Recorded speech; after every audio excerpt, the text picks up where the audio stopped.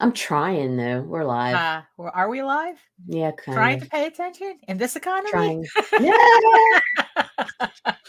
Oh my goodness, Good but morning, hey, everyone. uh, What? It's December 11th, no, 2023. no, it's not. Yes, it Yes, it is. is. I And this know. is the Rage Into the Vlogs. Oh my goodness. Yeah. No, this is no already. It's like, look, we're not even we're 3 weeks, not even, yeah, about 3 weeks away from 2024 already. Yeah, but Hate guess crime. what? What? Guess what? What? Guess, I get What? in 2024, I get to come hang out with you for a little bit. Oh, that's true. Yes, we get to hang. I still have to buy my plane ticket. Daphne, you better get on that. Yeah, I Before know. the next government. You know what? I'm so scared of. I'm like, I know what's going to happen. It's going to be What? the next government lockdown. They're already talking about mass mandates again. There's Really? whispers. There's whispers and shit. And I'm like, motherfucker, we already Right. booked that damn flight. And now Right. I'm a, Well, or worse yet, I'm gonna be stuck in Louisiana, or no, stuck in Florida in quarantine because I'm from Louisiana. Because they treat us like fucking idiots because of oh the fucking Mardi no. Gras. Oh my God. I doubt it'll get like that. Nah, Though. I'm just I don't fucking think around. so. You Right. ready for this bullshit? Absolutely not. But hit it. All right.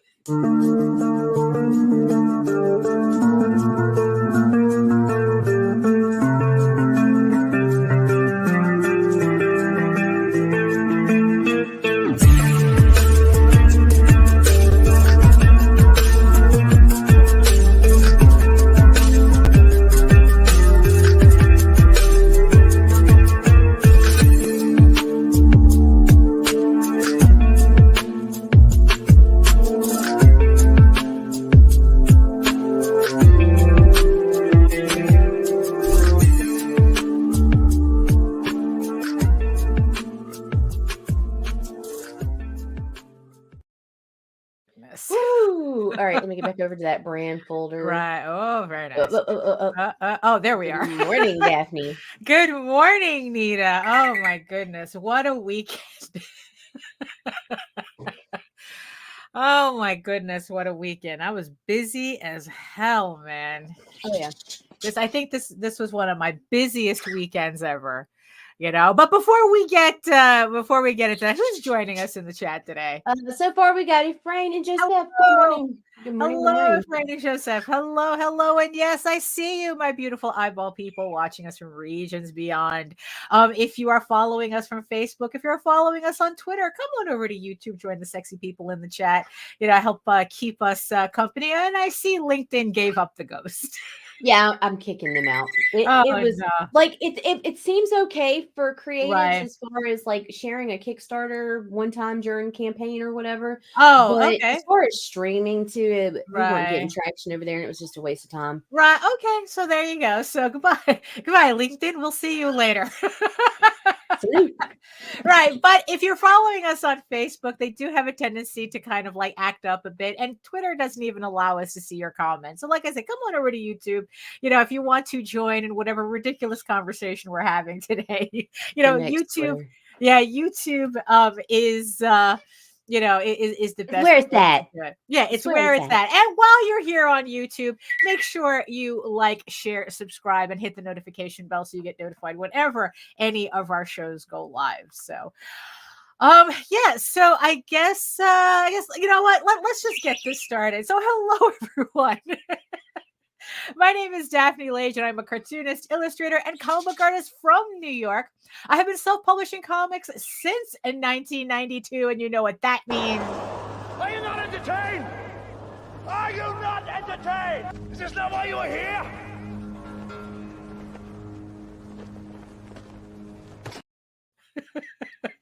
And I am known for the furry fantasy adventure Tall Tales, which returns to Kickstarter in 2024 with the brand new Tears of the Mother story arc with a re-release of issues 1 through 5 if you missed those previous campaigns, and the brand new issue 6 that I should actually be trying to get proofs of very, very soon. I'm just waiting for Jose to just look over the dialogue really quick, and then I'm going to send out proofs for that because it's finished. So yes, and I am also known for my medieval fantasy drama Eagle Raven, Heir of the First Unicorn, with issue 8 launching in February 2024 on Kickstarter. The links are in the show notes, or at least they're accessible in the show notes below, so you can sign up and get notified when the campaign goes live. The pre-launch page is live, so you can do that. And even on the pre-launch page, or at least if you click the link in the show notes and not go directly to Kickstarter, you can actually download a free sampler of Eagle Raven issue 1 for you to check out. So yes, you can try it all before the campaign launches in February. In the meantime, you can read both my comics online at my website, eagleworks.com, EGOWORKS, and Tall Tales, TAILS online.com.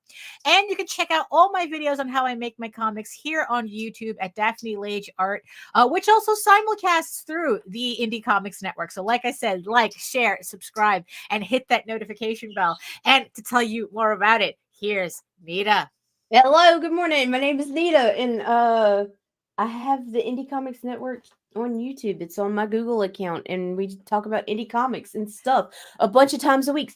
And in case you're wondering, yeah, we're monetized now. So we can take super chats and super stickers. But here's the thing, guys, that doesn't mean we're about to become your trained circus monkeys. While we'll gladly acknowledge and we're very grateful for any tips and appreciation you guys show, that does not mean we're going to stop the show and do a dance or a gig for you every time somebody throws the buck. You know, I mean, we really are grateful. We really appreciate it. Every bit of it goes towards back into the network. But yeah, so there's that. Right. I mean, it's like monetizing is kind of weird because you have Facebook asking for stars.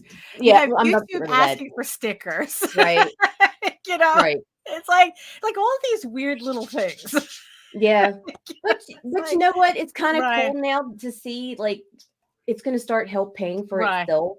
Well, that's true. It's a chunk. Like, at the end of the day, this is costing to maintain between the art programs UNC use, between the video editors, between the tier that I have to upgrade to because I'm in the middle of fucking nowhere. It's costing about $2,800 a year. Right. Yeah. I mean, the channel. It's like you know, it costs money to entertain everybody. Right. And while we love doing it, if it paid for itself, we'd love it even more. Thank you, Allison. Look at that. What happened? What happened? Thank you, Allison.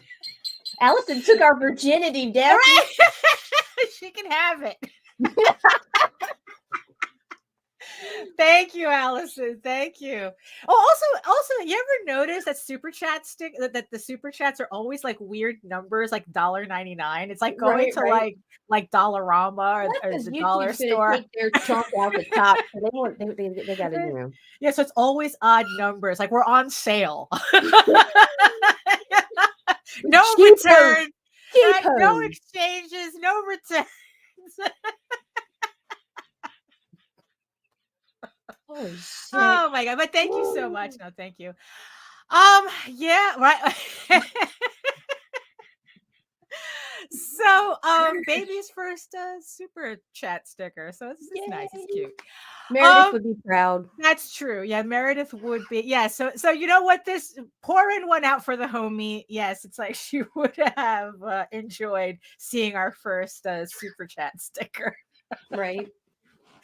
You know, good grief. You know, the fact that we lasted this long, I think, is surprising in and of itself. And going strong. It's like we're not even struggling, Daphne. No. It's like, look, it's like, you know what? Because it's like, look, it's like we're just doing this for fun, and it keeps us off the streets. So it's like, from the life of cocaine and stripping. Oh no. Actually, it was my hip. No, well, you know, hey. It took an arrow to the knee. Oh my goodness. Okay. What else is going on with you, Nita? So now you have all these stickers, you have all these stars. What's going on? Right now I am working on getting more of the social media monetized, specifically my Facebook account, which it is monetized, but I'm trying to get full monetization over on Facebook. and hopefully in doing that, Facebook will boost me in the algorithms even more than I already am, Right. which is just even better for comic Mm-hmm. sales. So Right. that's Yeah. Yeah. I Speaking. got some edits and Yeah. stuff. True.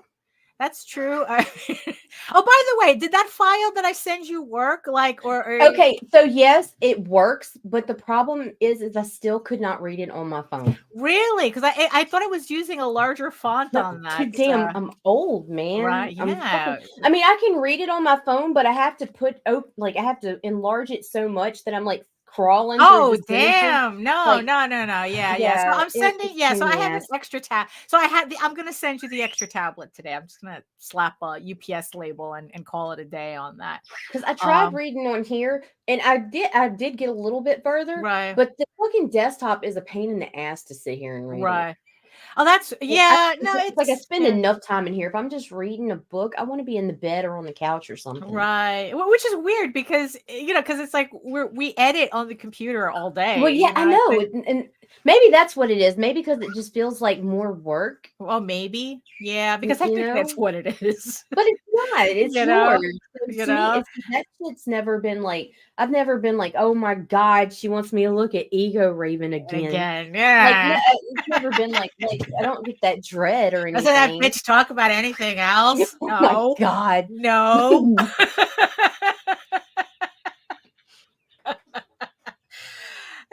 But yeah, I mean, it's like, yeah, so I'll get that tablet out to you. Because honestly though, it's like ever since Jose got me this Kindle Fire, because it's like he had it on clearance in his store, and originally we were supposed to use it for Baltimore Comic-Con, but I just ended up loving it so much that now I read on this. It's your go-to tablet. I rarely read on my phone now. But before I would read everything on my phone. Now it's like, no, I just really like the feel of the tablet. Yeah, I loved my Kindle, and then I let a kid play with it. Oh no. Yeah. It Oh, happens. it It happens. happens. Yeah, exactly.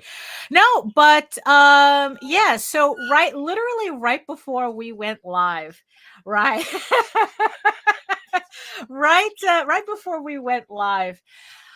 We were just talking about the fact that I guess people appreciated that I got that answer from Kickstarter.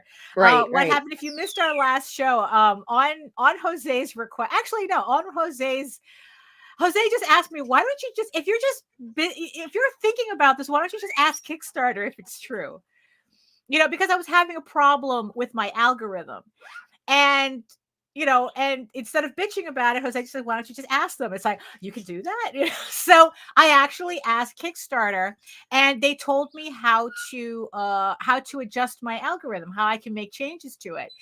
And for those of you who missed it, the long and the short of it is that when you go to Kickstarter and you hover over a thumbnail, now, of course, you have to be logged in because this does affect your algorithm. A thumbs up and a thumbs down button appears. So if you click thumbs up on a campaign, you are going to see more of that in your feed, in your recommends. If you want to see less of a certain project on your feed, you hit the well, yes. Yes, Grant, it is like going to see your doctor. I have a problem with my algorithm. And if you click thumbs down, you will see less of those projects in your feed. So I was able to change my algorithm to actually show me the books that I want. Right. Instead of Kickstarter kind of forcing me to look at books I never want to see ever again in my feed. So at least, I was able to get an answer from that. And a lot of people have been, I guess, like, they didn't know either. I guess a lot of people didn't know you could do that. So, hey, William, so the next question that we had after, kind of like talking about this is like, oh, yeah, it's like, thumbs up, thumbs up, thumbs up, right? It's like, you want to see more of a campaign, thumbs up, right? So the next question that I had about that is like, if this affects my algorithm, does it affect also the creator of that campaign? Like, does it give them a boost? Like, if so many people hit thumbs up on their campaign, does it boost them as well? Does it tell the algorithm like, oh, this campaign is getting a lot of attention? So again, instead of just guessing, I literally right before we went live, I sent an email to Kickstarter. So definitely we're going to HR, we're going to give you an update if I get an answer from Kickstarter, whether doing that also helps the creator, because we're only speculating Well, you know why I want to know. Right. Why? Why I want to know is kind of a different reason, because I don't want to go hit thumbs down on projects that I'm just not interested in personally if it affects the creator negatively. Oh, I see. Like if someone puts out, like, especially if they put out like unless different it's IPs. the Wheelers, that's different. Oh, oops. Nope. Drama. Move on. So, yeah, but I don't yeah. want a thumbs down, because if thumbs Right. up, if this does affect, if it's a Right. thumbs up, then definitely the thumbs down has a negative effect on their Right. campaigns. Uh-huh. So therefore, I would lean more into the positive instead of going through, unless I absolutely despise a certain creator Right. or their project. I don't want to hit the thumbs Right. down, because Well, I don't right, want to because- discourage the creativity or the project itself. You know what I mean? Right. Yeah. Because, you know, It's there are just some not my creators bag. who do like different types of IPs or different types of genres. Actually, that's the word. Then there's some creators that I really, really like that I Mhm. just don't like their IPs. Right. So it's like, I it's mean, that kind of, happens. yeah. So it's like, it's kind of, so yeah. So we're going to find out, hopefully, that whether that affects the campaigns or if it affects the campaigns specifically, or it affects the creator in general. So we're Right. going to find out. And like I said, we'll update everybody when, it's much better. It's like, why is it so dark in my office? And it's like, I don't have my lights on. Would help if I had my lights on, wouldn't it? Like an angel, you Yeah, illuminated. I know, right? You know, so yeah, so like I said, we'll update everybody when I get a word on that. Also another thing. So going back to the Kindle Fire, because of course, you know, I can't keep a thought straight. It's You cool. know? So this weekend, I actually was teaching myself how to convert files to an EPUB format. Jose had gotten a Kickstarter message from somebody asking, instead, like on top of offering PDFs for his prose work, because he has a lot of prose work that you can get off on any Oswald campaign. And she was asking if, you know, because, you know, PDFs, I guess, on readers are not exactly the best. They're not exactly the most efficient file to Certainly read. not on the fucking phone. Right. Yeah. So she was asking if it was possible we could offer up EPUBs files instead, you know, as well. Not instead, just as well. Because with EPUBs, I guess like just recently, Kindle had their own proprietary reader, but now they're able to read EPUBs, which is essentially an industry standard in text, reading text on devices, because you can adjust the fonts to anything. It's kind of like, I forgot what the phrase that they use, where it's reflowable. Like you can adjust the text to whatever size you need so that you can read it, and it, you know, and it, so I guess, you know, I've spoken about wanting to make our files more accessible to people. So, you know, after seeing that here was another person asking for that type of for a type of accessible file, I was like, okay, you know what? Let me sit down and figure out this weekend how to get an EPUB, how to convert a text file into an EPUB file so that you could read our work on Kindle. And yeah, and I think I figured out like 99% of it. But the thing is, though, the other 1% has more to do with images. And the one thing that I kept reading that everyone pretty much recommends is that Kindle really is like, the EPUB is really optimized for text.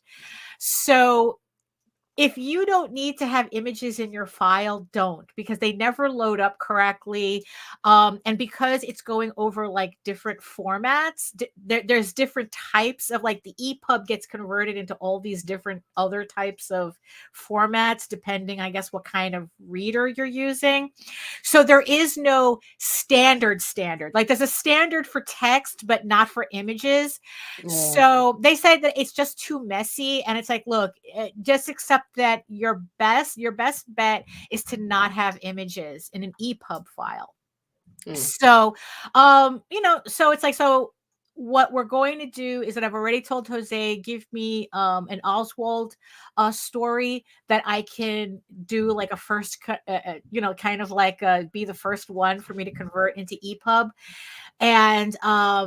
And he says, like, yeah, it doesn't bother him if it doesn't have illustrations, because he goes, in the end, if you're writing prose, you shouldn't be depending on illustrations anyway. So, the work is in the prose, is in the words. So hopefully soon we're going to have, we're going to start offering EPUB versions of all our prose stuff. For like future campaigns, it'll just be easier for people to read on a Kindle. So that was pretty interesting, which of course also led me to having to fix a lot of my some prose stuff that I had done already, so that I could convert it to EPUB, because the way I'm learning it requires InDesign, because InDesign does the conversion, but you have to set it up in a very specific way. I know I'm going kind of like a little too nerd for everybody, but this was my week. This is how nerds learn. Yeah. So so you can set up your text in InDesign. You could also do it in Word, but I haven't looked into that, because I mostly work in InDesign to get the formatting exactly the way I want. So InDesign can convert to EPUB, but you have to create the file in such a specific way for it to work. So so it was like a lot of like experimenting. And then I realized that some previous files that I did, I have to kind of like go back and convert everything, so that now, like, just like right now, what I'm doing is that I'm taking my my prose short story that I've had done for a while. This is Eagle Raven, A Legend of the Silk Rose, my prequel, and it's an illustrated prose short story, I'm going through the file, and I'm literally redoing the file so that I will be able to offer this up as an EPUB version as well. Of course, it's not going to have the illustrations in it, but, like I said, everyone says that's the trade-off. You want to do EPUB, it's literally for text only. But, at least you'll be able to read it on a reader. So I'm giving the story itself a couple of passes. I'm going through, kind of tweaking things, kind of changing up some grammar stuff. It just feels like no matter how many times I go through this, there's always spelling mistakes, missing commas that I'm still catching. Well, of course. So I'm still doing that. So I'm going through the story, because my intention for 2024 is to have goddamn final versions of everything. Final. Yeah.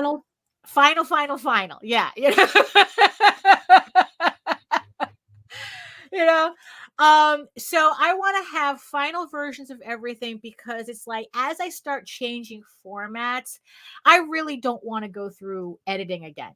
I want to just be able to convert formats and just call it a day. So for that to happen, I have to have all my files already corrected exactly the way it's supposed to read.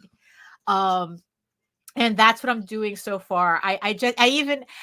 I'm pretty much done with issues 1, 2, and 3. Like I said, I'm converting those into prose. So of course, those files I had to optimize for EPUB, and my templates for those files, right? And then it's like the comic itself, I've gone through the first 3 issues, tweaked a couple of sentences, cleaned up a couple of things. And I really do think this time I have final versions of issues 1, 2, and 3.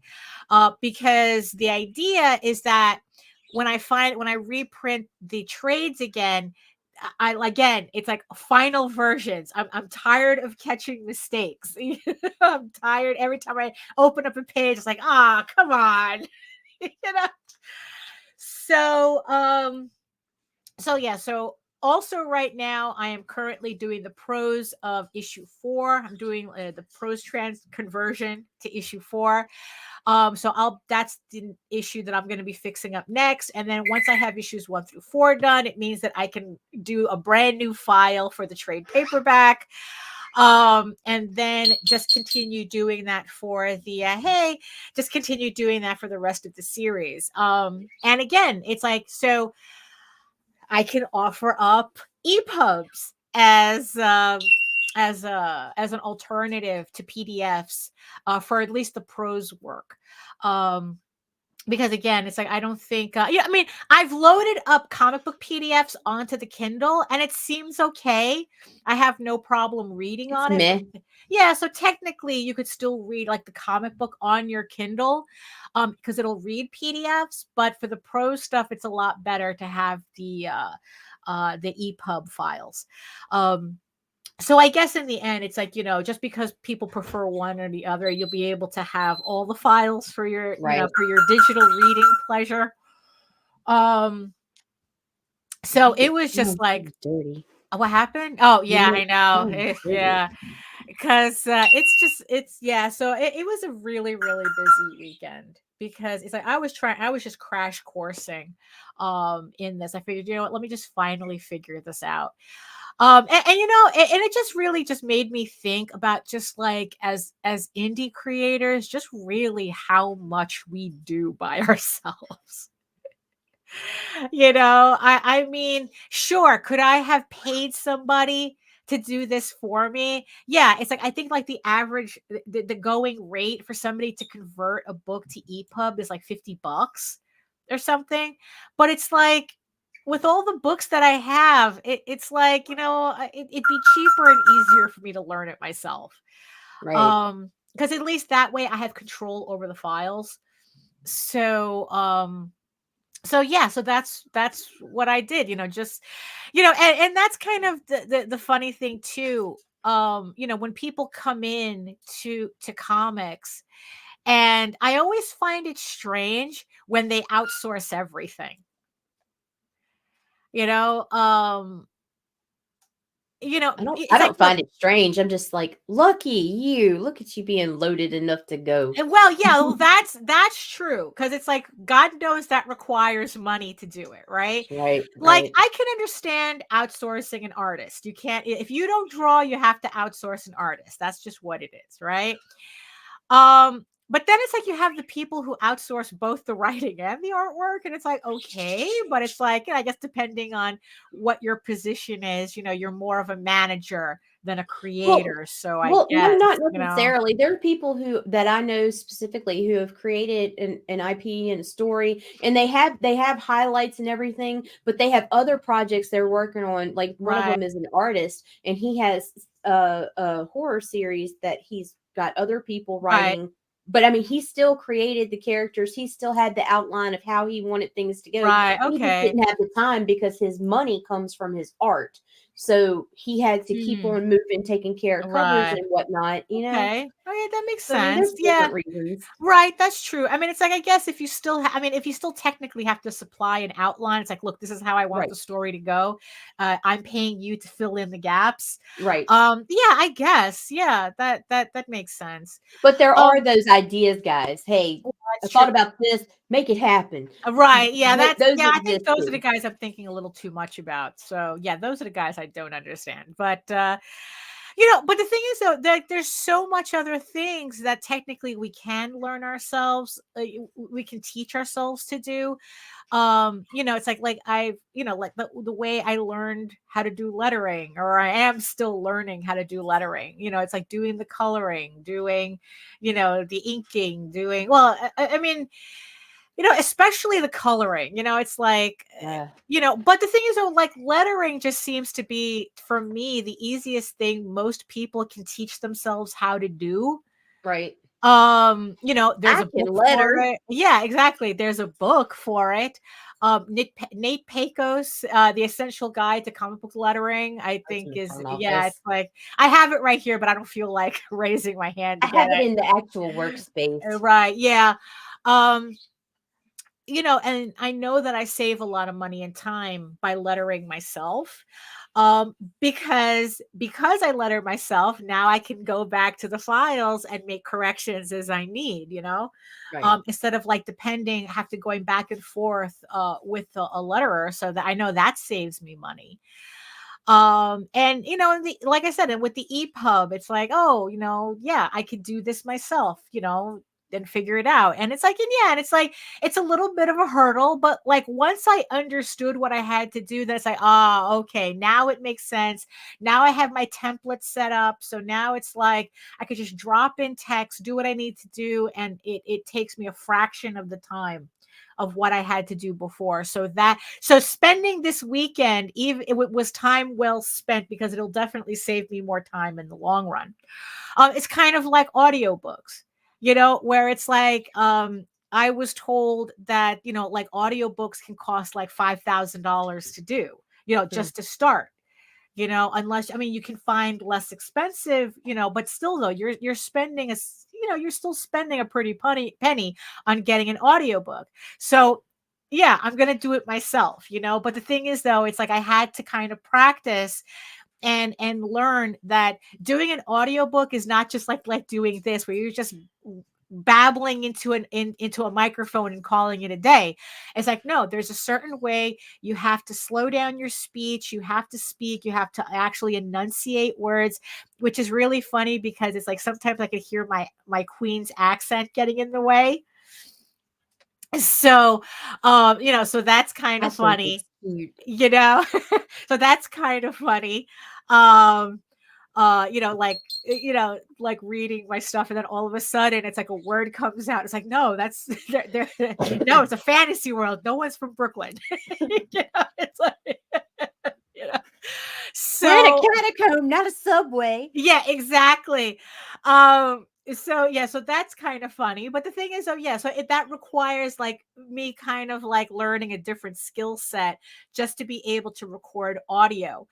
And then it's like, you know, and then it's like learning, you know, like programs to be able to edit stuff myself, you know, to edit videos myself, to edit the audio myself, as opposed to, again, sending out, you know, like paying other people. Now, of course, you know, what it boils down to, it really does depend which is more valuable to you, your money or your time, because in the end, those are really the only two choices you're making. Is your time valuable or is your money valuable? And most of the time, it's kind of money. For me, it's my money is more valuable. If I can learn it myself, then I'll do that. You know, so that's Morning, Max. you know, so that's kind of like was my weekend, was learning a new program, you know, so I'm not paying $50 a manuscript to convert to EPUB. You know, what happened? I don't want to tell you. Did you hit yourself? Why'd you hit yourself? I didn't hit myself. Okay, so I have a folding table for a desktop so that my computer doesn't right. Yeah. And it has that little latch that and I you was snapped yourself with it and right. got my finger. Oh yeah, that happens. Yeah, you know. I'm not gonna cry. That's that gross. Hold Like, you know, like my... is that the type, where it's just like pinches, and it's like it sometimes it's like, oh, I'd rather you have just taken my whole finger off or something. Thank you, Mike. Oh, thank you, Mike. Thank you. It's like, oh, this super speaking of thing. Yeah, Max. Hello, good morning, Max. And thank you and thank Larry too for pointing out to me the difference between the super chats and the ad revenue from the Google ads, because they already approved us, bro. Oh, that's nice. So we're fully approved. We're good. We're good right. to go. Oh, that's cool. That's cool.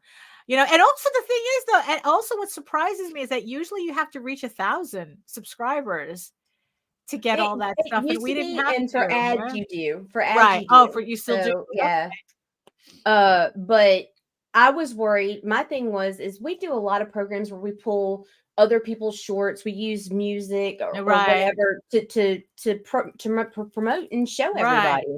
everybody. And so we were getting a lot of copyright flags, not strikes. Right. And Yeah. so I was worried about, not being able to monetize per video or whatever. But it was Larry and Max that pointed out to me that this Right. is completely separate. These are our tips, whatever our earnings. Right. So our videos, we can run them as we have been. And I Right. mean, if YouTube feels we violated something, they'll contact me directly, but it's not going to be the same as putting Right. ads into our streams. Right. Oh, okay.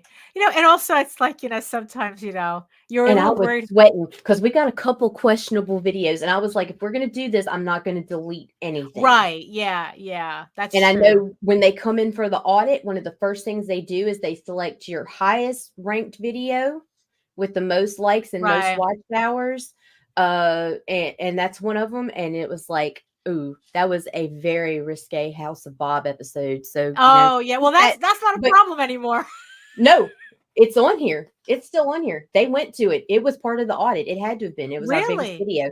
Yeah. So I'm like, hey, Because it's like, yeah, because unfortunately we deleted everything in a panic after we lost the After well, that's Dark because they channel. took the yeah. Yeah. So like it's still like it was in It the was still closed, part so it has to of. be. Oh wait, no, we did take them off, didn't we? Yeah, we did. Fuck. We Well, then I deleted don't know after. what the hell it was, but I know that Right. we cussed, and I know that we've shown boobs, and I know that we've done a bunch of other crap. Right. And Not our own. Not our own. I mean, Well.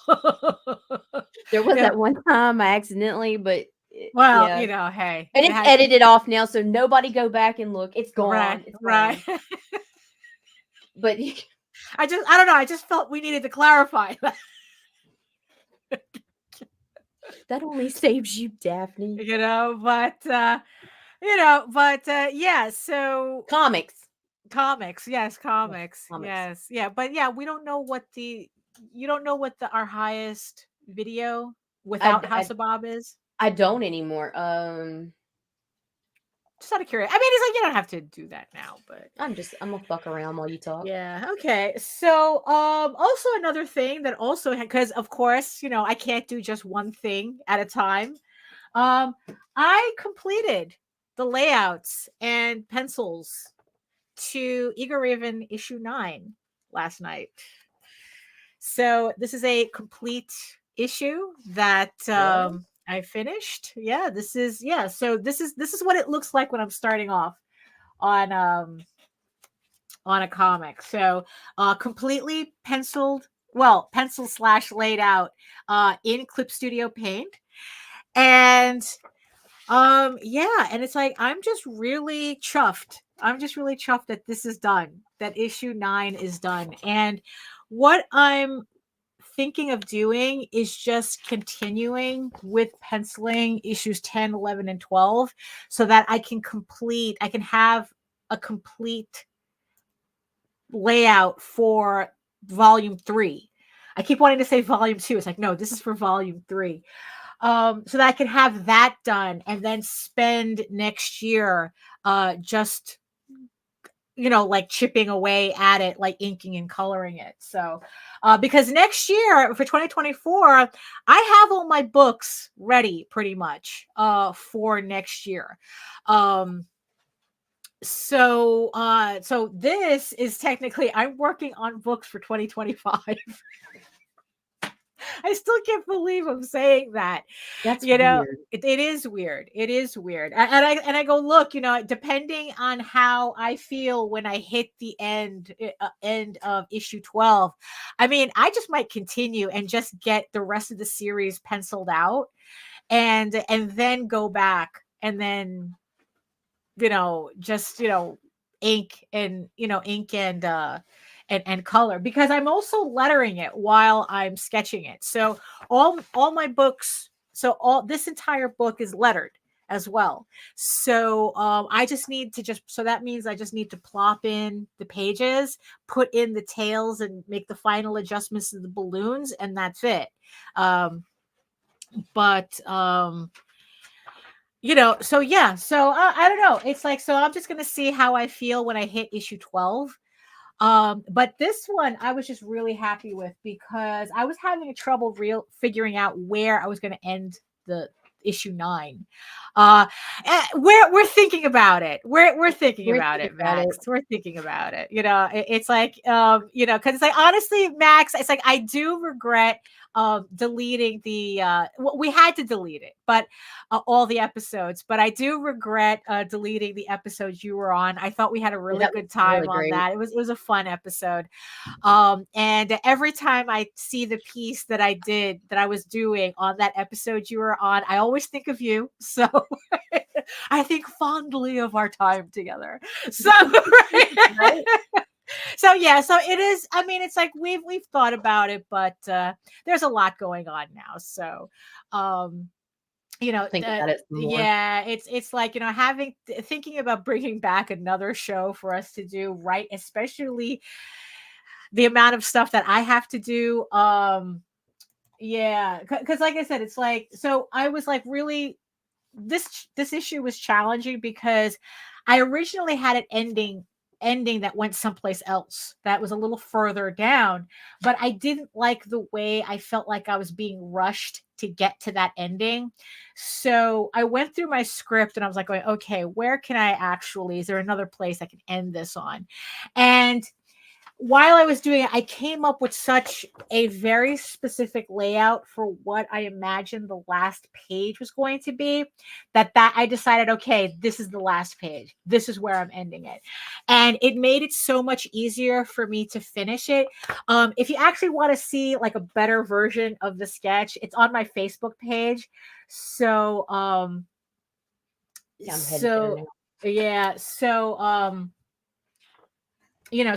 I decided, it's like, okay, once I had that last page, it's like we were good to go. It's like it was like I was able to just like fill in all the blanks without feeling like I was rushing through the story, because that's something that concerns me sometimes.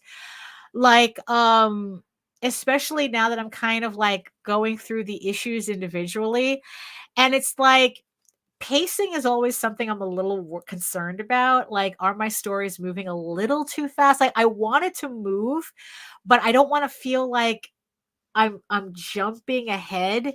But I don't know. I think the pacing for my comics, I'm satisfied with, and especially with issue 9, because I know that there's going to be a certain point where I've said from the beginning I'm only doing 15 issues. Right. But my story might be a little bit longer than that. There are certain scenes that I really want to make sure I spend time on. And I'm a little concerned that will add more pages. So I decided that what might happen, if it needs to happen, is that if I do need to put in more scenes or more pages, I'm going to try to push those off as much to the end as possible, so that most of my issues will be 32 pages. And then when we hit like issue 14 and 15, which is around where all the extra scenes I'm Mega Deluxe Super Edition. Yeah, that it's like, it's either I'm going to make like a double-sized issue, or I'm going to offer up a special issue 16, depending on how many pages. Yes, it is the flow zone.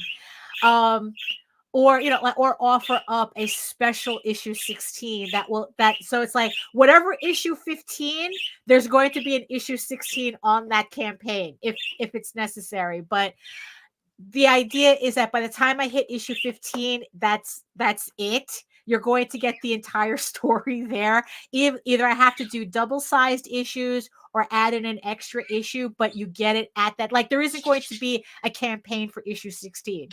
Number 16. No, there isn't going to be. It's like, it's going to be issue 15 with bonus issue 16. Yeah, ending the series. It's like, this is it, because we were talking about, the idea of kind of simplifying my campaigns and having and saving like the more grandiose ideas for event campaigns. So in my case, in my case, like the individual issues are going to be like really basic, simple campaigns. And then the trade paperbacks are going to be the events. Like they're the ones that are going to have like the special items on it. If I, or maybe like, re-releases in variant covers, like those will be the big campaigns. And of course, the other event campaign will be the final issue. So that will be the event campaign as well. Because after this last campaign for Medieval Unicorn Viking Slut, it's like I really learned that I cannot handle every campaign being a big campaign. Like I can't handle every campaign. Exhausting. Yeah, it is, like having multiple covers, multiple variants. I really can't handle that. So I really had to sit back, and it's like, okay, so if I do smaller campaigns or more modest campaigns, am I going to take a hit doing that? Yeah, most likely. That maybe it's like, where my last campaign did 75, that maybe my next campaign for issue 8, it's like, okay, maybe it'll do 3 or 4, and it's like, because I'm not going to have variant covers and everything, special stuff. It's just going to be, here's the book, here are the add-ons, which is my back catalog, and that's it. And that's just something I'm just going to have to take a hit on. And then like save up my effort for volume 2. I can't take it. I gotta go turn on my heater. Oh, okay. Damn. It's like, is it that bad? I mean, but then again, it's like it usually gets that bad in my office too. Luckily, not yet. We haven't gotten. My office is like a greenhouse, and during the winter, it is just freezing in here. So yeah, it's like usually it's like either I have a heater on, or I literally cannot function because my everything gets all tight. All my fingers just refuse to work. But so far it's been okay. Even this much into December, it hasn't been that bad. Usually around like February. Usually around February is the worst. February is the worst. But yeah, so that's kind of something that I have to really think about, because especially yesterday on Jose's show, if you missed it, it's in the playlist, talking comics on a Sunday night, with JD Calderon. They were talking about the fact that they were seeing a lot of campaigns like I don't know whether they hit their ceiling and now everyone's seeing a backslide in their campaigns. And I have to admit, I've been seeing that as well on a smaller level. I mean, there's some campaigns who they've been seeing a backslide of like 60%. One campaign we saw a 75% decrease from their and so like, yeah, so a lot of people are kind of like shaking in their boots as to what this means on Kickstarter. And and in the end, it's like I've just decided that it's like, you know what, instead of like trying to figure out, oh, what's going on, why is it like this, and what, well, I did that already. I kind of did that already, but I just decided it's like, you know what, it's like I'm just gonna work with what I have, and it's like, and if the and if I can kind of like mitigate that backslide by saving my effort for the event campaigns, we'll see if that works. But really though, I do not have the energy to offer up so much stuff on one campaign.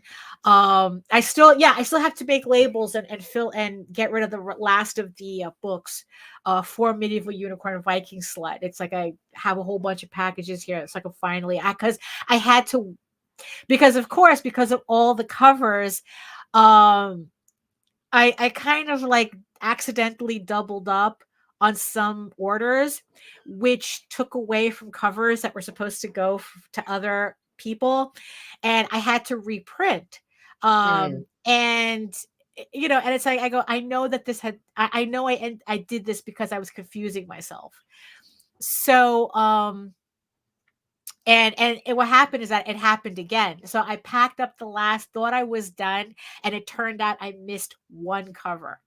So I have one pledge that I have to reprint one cover because you know what? Yeah, I just made the process too complicated for myself. So yeah, like I said, if I have to take a hit on lower campaigns to build up to the bigger campaigns, that's just what I'm going to do. I'm not going to worry about any backslides or anything, because in the end, it's like, look, I'm releasing books anyway. Right. This is not, which in the end is the benefit of doing this all by myself. Pretty much, I don't have to pay out to anybody. Even all Right. my variant covers I did myself. Is the fact that I can lower my expectations for my campaigns without it affecting anything adversely. It's like, I know that that's not something everybody can do. If you're paying out artists, you have to make that money regardless. Because whether your campaigns do well or not, that's not the artist's problem. They're just doing the work they're getting paid to do, so you have to pay them. So okay, fine, that in the end I have to understand that. But for me, it's like, because I do everything myself and I don't pay anything out, pretty much, I can adjust accordingly, to whatever this trend is that's going on, in on Kickstarter. I mean, what's funny is that, we were talking about this yesterday, and Jose goes, oh, because it's like, there's certain people who are having no problem. And I go, look, good for them, but that's not me. Right. It's like, I'm not there. If they're still making money on it, that money's not in my pocket. So what they're doing is irrelevant to me, so it's like, I have to do what I can do with what I have, with what I'm willing to do, which is also a thing too, because also, there was a question that they asked as to what did you learn in 2023 from crowdfunding that just doing comics in general, that you're going to make sure you don't do in 2024. Like, was there one thing you did that you kind of like, I shouldn't have done that? And for me, the ironic thing was that, it was Medieval Unicorn Viking Slut, but not for the reason that because I don't regret that book. I don't regret that book. I was just reading it last night. But it was a distracting side quest. It was a side quest. That was the problem with it. It was a side quest that I probably should have waited on. It's like, I don't regret having the books. I think they're funny. It's like, it was a fun campaign. Yeah, it was a fun campaign. Joke with. Yeah, it was just, it's like on one hand, I don't regret it, but on the other hand, it's like, you know what? No side quests until the main story arc is finished. Live and learn. Yeah, I mean, it's like that's kind of that. It's like, and the thing is, though, I don't know how much of a regret it is. I don't know if even regret is the right word. Because like I said, I don't regret the campaign. I don't regret having these books. Like I said, I really enjoyed working on them. But I think the amount of work that had to go, that went into it, was probably effort I could have put into the main series. And I could have been showing off issue 10 instead of issue 9. You know what I mean? It's like, that's kind of, but whatever. I mean, it's done. I learned my lesson, and I know that it's like, okay, so now from this point on, everything is going to be about the main series. It's like, do I have a sequel for Medieval Unicorn Viking Slut? Yes, I do. I have that written. I have an outline written out. But you know what? We're going to save that to the very end. It's like, I'm not going That's to the climax. Yeah, no. Well, well done. I'm going to say, yeah, I'm going to save that for when I'm done with the main series. And then after that, then if I still feel like doing it, I have the script. Well, I have the outline ready that I can do that. You know, because it's like also last night, Nita, when I told Nita that I finished issue 9, she was like going, Jesus Christ, it's like, do you stop? And I go, no, I can't. Something happened in 2020 that flipped a switch in my brain, and I have been making sure that momentum hasn't slowed down since. Right. And Good morning, Michael. oh, well, thank you. Yes, thank you, Michael. That's the point. We always You have know, a good time. yeah, you know, because it's like, you know, I don't want to sit here being like all miserable and stuff. And it's like, look, I'm not going to say that what we do is easy. You know, it's like, because God knows there are days that it's like, you know, I wish that I didn't feel like I was racing a clock. Right. You know, but yeah, but that's exactly what it is. It feels like it's like I really do want to get this stuff done. I really do want to get this story done. Because it's like when it's done, I can enjoy it more. Right. You know, I want to be able to enjoy the fruits of my labor while I can.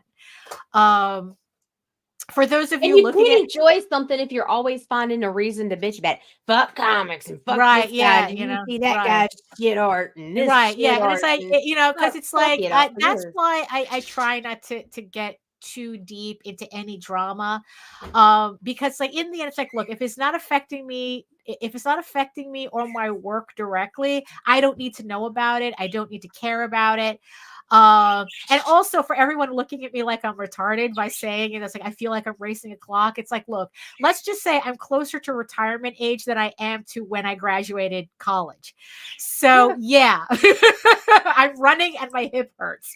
So does it really still though? Off topic. Hurt. My Did your hip hurt? Yeah. I still, you know, yeah, because last year I hurt my leg around this time, you know, this time. To this day, I still feel it. To this day, I still feel it, but like it's not like it was back then, where it's like I literally couldn't walk, you know. But it's like, yeah, it's just, yeah, I really hurt my muscle, and this is just what it is now, you know. This is this is what it is. It's and like that's why we're in a hurry to get to the finish line. Yeah, you know, I mean, it's like what's funny is that I had met someone, Jake had mentioned on my stream, it's like, oh, like the New York Marathon was just because it was in the first week of November. And one of the things that I would like to accomplish is running a New York Marathon. But I've just been like so out of training that I'm lucky if I could ever see another half marathon again. Yeah. But the funny thing is that my marathon is my comics. Right. My marathon, the marathon that I'm running is, you know, finishing Tall Tales, finishing Ego Raven. And you know, that's my marathon. That's where I'm putting in most of my effort. The Stoics say, you know, what you put your time in is what you become. And it's like, yeah, that's what I am. You know, I'm running a marathon trying to finish these books. You know, but although I would still like to, because of my leg, I still would like to continue training to at least hit another half marathon again. Right. You know, because ironically, my leg hurts less when I'm running. Isn't that ironic? So it's like I have to keep, it just goes to show you have to keep moving. Same. You know? Yeah. You ever get a message and I tell you I'm running? That's right. crazy, buddy. Yeah. Crazy. Yeah. Look, no, I tried one time because I do go and walk and I do my 2 miles or whatever. Right. And one day Meredith's like, well, jog a little or run. And I'm like, all right, you know what? I'm gonna fucking do this. I broke into a full sprint for the first time in my adult life. I think. Don't do that. Yeah. I probably made it 35, 40 yards. And then it was like, no, oh, I'm gonna throw up now. Yeah, no, you don't do that. That's how you really hurt yourself. Yeah. You know, you don't want to do that. So yeah, so that's so it's just a lot. I forgot my point. But you know, it's just I'm doing a lot of stuff. That's okay. So what was my point? I don't know. You know what? Forget it. I don't know what I was talking about.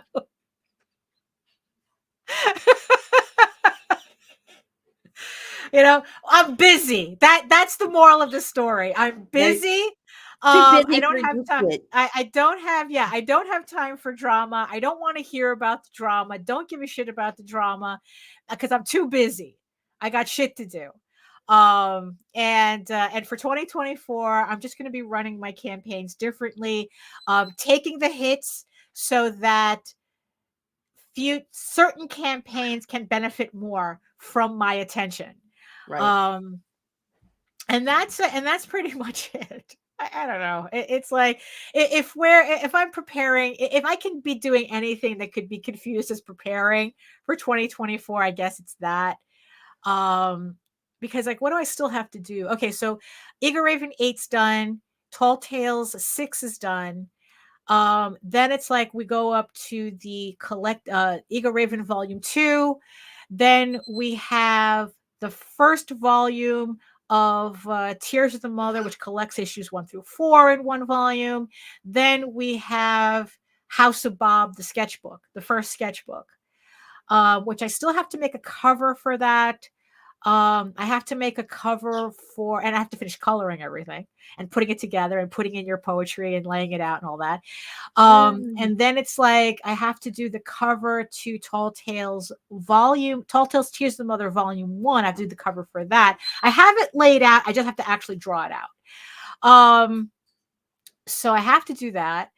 Yeah, so those are like the main things I have to work on for 2024. And then like the undercurrent of that is working on Eager Raven 10 through 12 and finishing, Double volume digits, 3. Daphne. Double digits. I swear I'm gonna plots when I hit issue 10.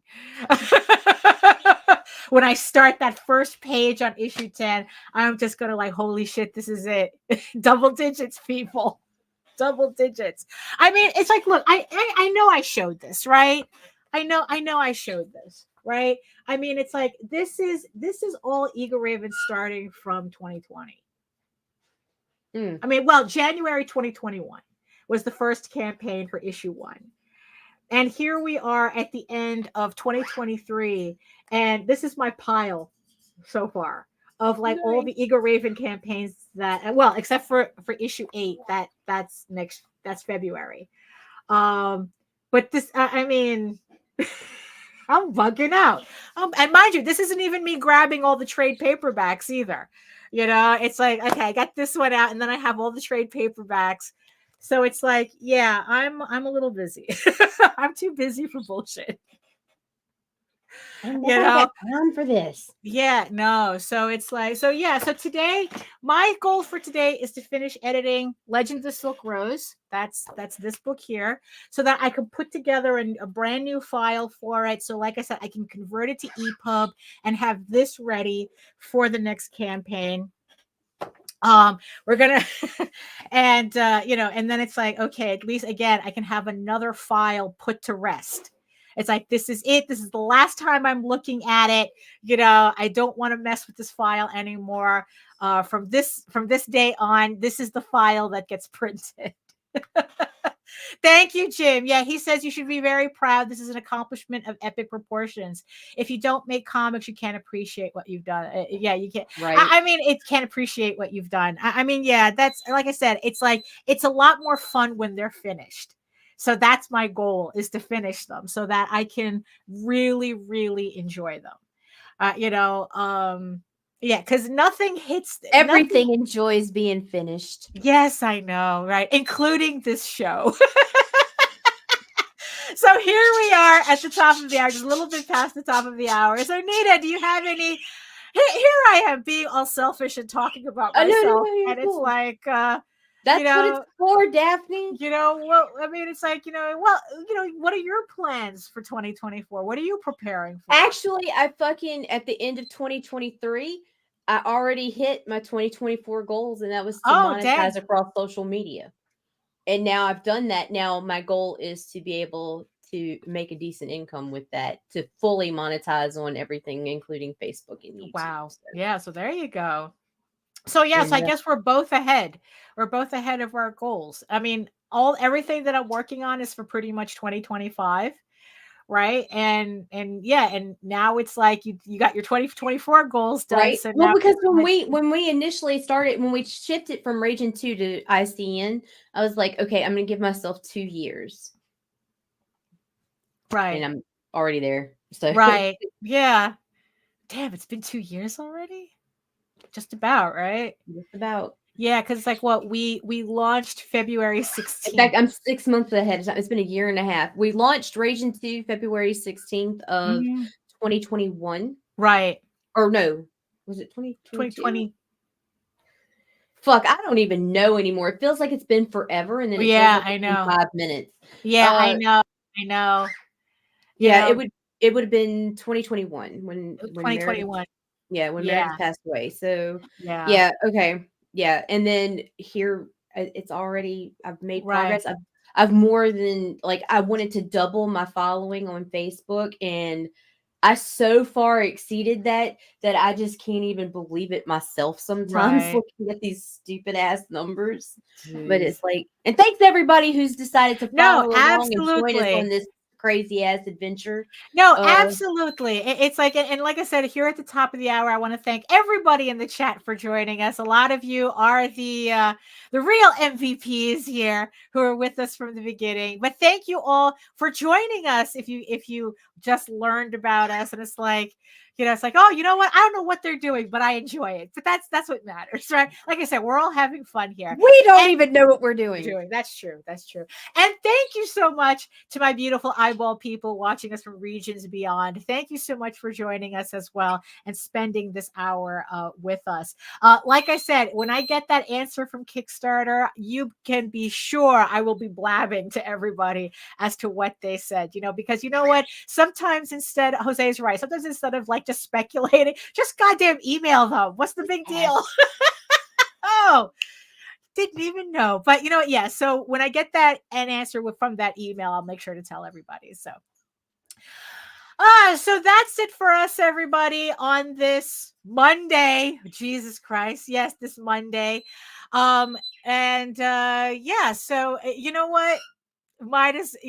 It's like, look, I think I've pretty much said everything that I've had to say here. So if you want to learn more about me and my artwork and any of my future campaigns, you're going to head on over to my main portfolio site, egoworks.com, EGOWORKS, where you can find links to all of my galleries and social media sites, but I mostly post to Facebook if you are interested in seeing sketches and current work in progress updates. And you can also find me here on YouTube for 500 plus videos of how I make my nonsense, and my semi-weekly art live stream Wednesdays at 4 p.m. Eastern. That's like, I don't know if I'm going to hold. I held one last week. I usually alternate, but if I'm going to have one, you guys will know. But I usually hold them Wednesdays at 4 p.m. Eastern, 2 hours of me drawing and working on stuff and just talking about whatever the chat wants to talk about. We're just hanging out and having a good time. So you can also read Eagle Raven, Heir of the First Unicorn, for free, uploading every day, Monday through Friday, for you to check out this series. If this is the first time you're hearing about it, you can read it for free before the February campaign launches. Issue 8 launching in 2024. The pre-launch page is live, so please sign up for that as well. But if you prefer your fantasy to be more of a furry Lord of the Rings adventure, you can follow the link over to Tall Tales, TAILSonline.com. And not only can you read the first 20 issues of Tall Tales for free, but you can also catch up with the latest story arc, Tears of the Mother, which is also currently uploading Monday through Friday. And that is the series that will be also launching on Kickstarter in 2024 with a re-release of issues 1 through 5 and the brand new issue 6. So again, make sure you sign up at the website so you get notified when those campaigns go live. So thank you so much, everybody, for joining us. And in the words of the ancients, eat your food, moisturize, mind your business, and do the work. Because when you actually do the work, you never have to fake any of your accomplishments. Thank you so much again, and we'll see you next time. I got one. When I first heard about Dave being trapped in a maze, I was like, well, at least he's not sucking a big veiny dick for Kickstarter money. That's not how Kickstarter works.